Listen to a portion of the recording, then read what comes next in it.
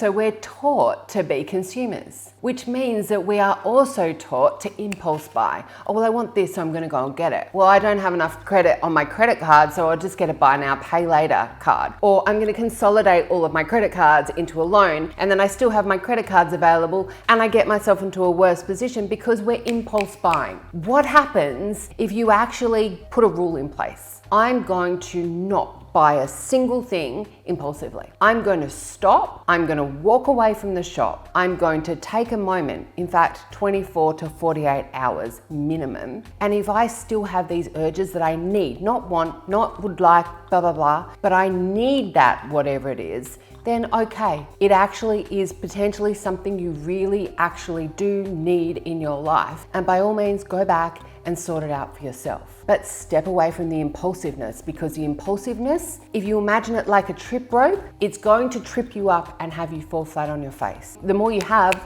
the more you want. The more you want, the more you get, the more you go, the more debt you have, the worse position you get in. And it's all about your mindset. If you shift your mindset and you put practices in place to interrupt that cycle, you give yourself a moment to breathe, to recenter, to look and stop and feel. Do I need this? Really?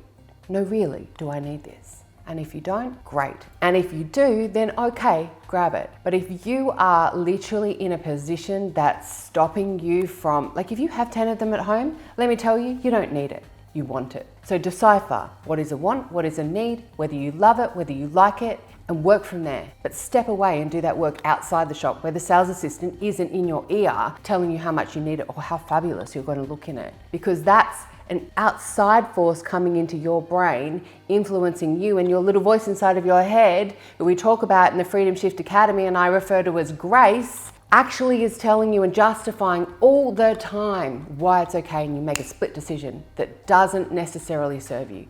And likely chances are you'll go home and you'll kick yourself. Why did I do that? I didn't need that. And you start berating yourself and making yourself feel bad.